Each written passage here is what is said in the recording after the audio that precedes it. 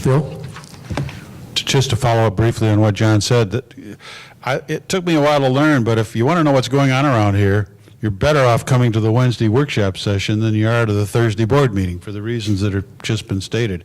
And again, at the Wednesday workshop session, it's less formal than you might expect. If you're there, even if we don't know you, and you raise your hand and say, hey, I got a question, the chair will always recognize you, and you can engage in some dialogue there.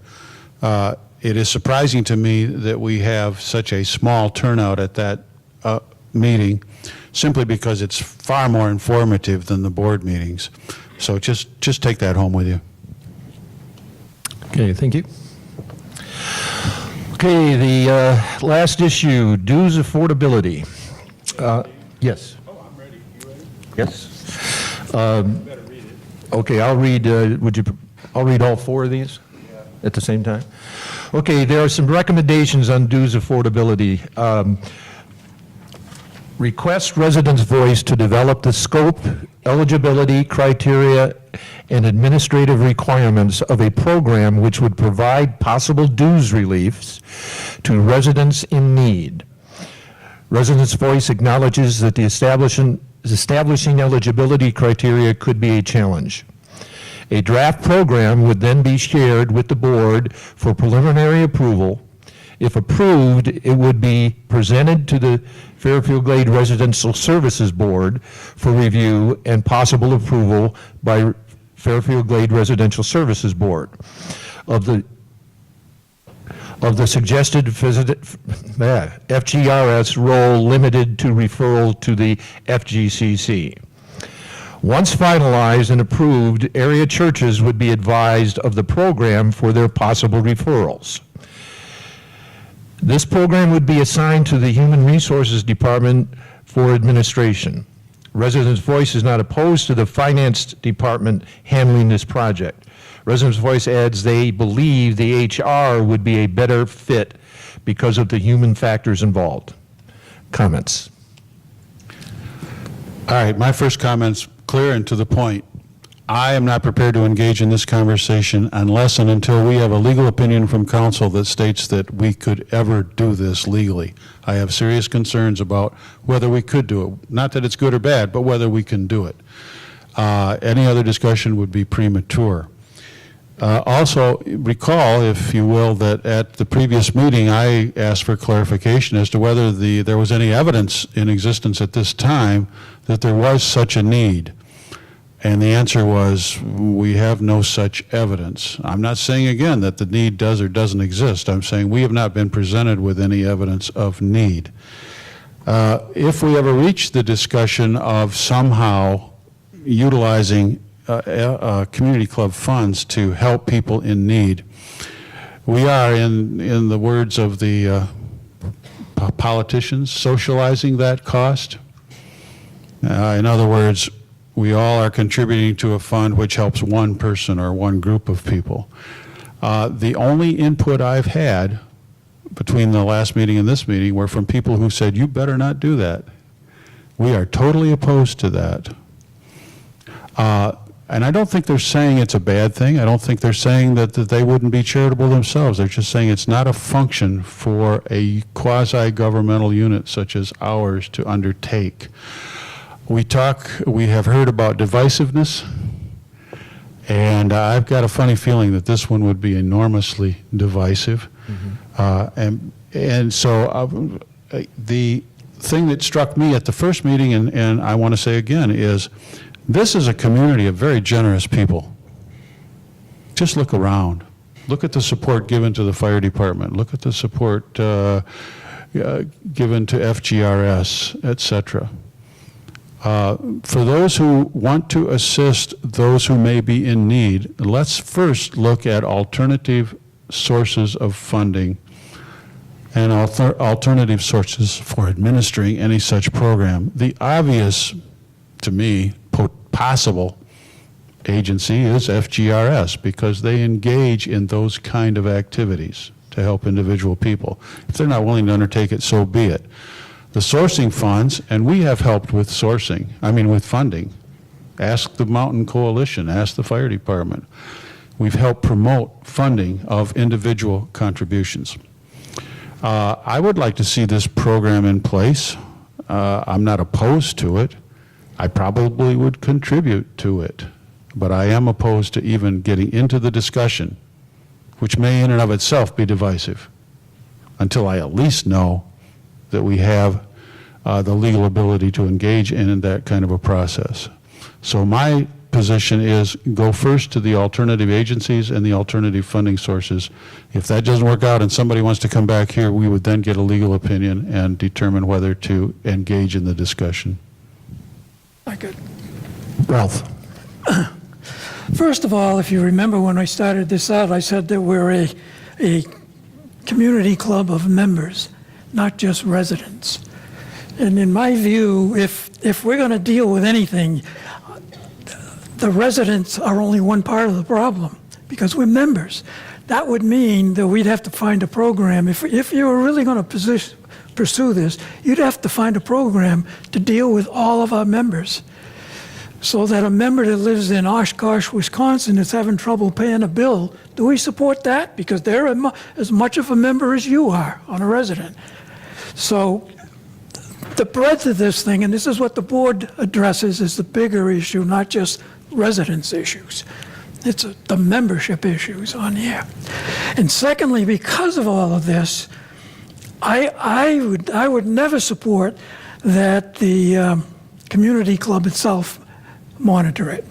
It should be done by some other agency, whatever that agency is. We got social agencies all over the place out here. So whatever that agency is, let them address it.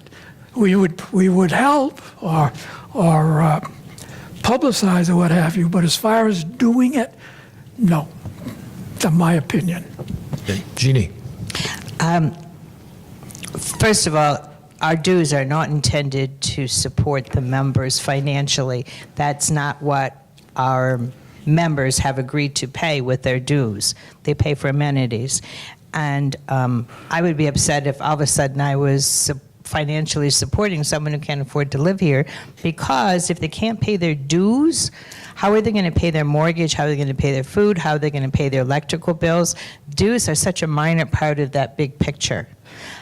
So I would not support the community club getting involved in any way whatsoever. On the other hand, I am an active member of FGRS, and we have actually talked about it at our board meetings, and there are multiple concerns about doing it. Who would it go to? How would they qualify? And there are lots of people who are of low income, who are living who can't afford to pay their dues, they can't afford to cut the grass, they can't afford to do a lot of other things. So paying the dues is such a minor part, and there are some people who would definitely take free because they're accustomed to taking free, as opposed to finding a way to pay their dues, or finding a place for them to live. And I'm sorry, Crossville's a lot cheaper than it is here. And yes, the amenities are not available, but they can find a cheaper place to live as far as assisting them. But FGRS, and it's not right for us to say, FGRS, you have to do this program, or churches, you have to do this program. That's not up to us. It's up to them to decide whether or not they want to do it. And they are very, very reluctant, because determining who would qualify and how long would it need to continue, et cetera, et cetera. Phil had mentioned earlier the potential of an endowment fund, that if people wanted to, and out of the goodness of our heart help people out, we could develop a collection of a sufficient amount of money where, for the appropriate people that it's found, would have their dues paid for a period of time, however they needed it, set up the criteria for that, and it would be an ongoing fund that people could contribute to, and either FGRS or a church or someone could do that. But the bottom line is, I don't think the community club is intended to support members who can't afford to live here. Thank you. John? Surprisingly, I have an opinion. A few things here. I'm sympathetic to people who have moved here many years ago, and now their income is stretched. I'm supportive of the work that churches and FGRS and that do, and think we should continue to support it in one way or another. I don't think the community club should get involved in criteria for who's eligible, etc., for use of assessments in this way. But I do think it's worthy of discussion, and I think it's also worthy of discussion of looking at other ways, maybe looking at a structured way rather than everybody paying the same monthly amounts. Maybe if you're over 90, you pay less. Maybe if you've lived here 30 years, you pay less, or something like that, which would not be doing a means test on individuals, but more a structure. Whether that's got merit or not is questionable. Whether it would have the support of the membership is questionable. But I think it's worthy of a discussion, but not something that this board should take on. Again, it's something that I think is more appropriate done by an organization like FGRS, or we could encourage the conversation but not take any responsibility for. Any other comments? I think, just in all fairness, I think what Phil said too is that I think this is all came about Henry's presentation on the strategic planning survey. He said, and he was not talking about an immediate problem. He was saying sometime in the future this could happen. And I think some people grabbed a hold of that saying, oh my gosh, it's going to start next week. You know, this type of thing. But we are, you know, I agree, it's something that we should consider, look at, view the options, and I agree with Phil. Obviously, first thing is legality of this and so on. And I do think there are probably organizations that are better suited to deal with this kind of thing than we are. Okay, any other comments? Do I have any closing comments? We have reached the end of the agenda. Anything else from the board?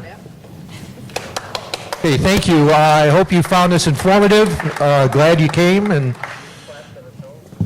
appreciate it. Thank you all for And coming. welcome to come Appreciate to, like I say, any of our workshops, the Wednesday before our monthly meeting. They're held in the Westchester Room, and you may find them kind of interesting. In fact, we would consider this a very short workshop. Normally, they're 8.5 hours. So. Well, in all fairness, we do get fed during that 8.5 hours.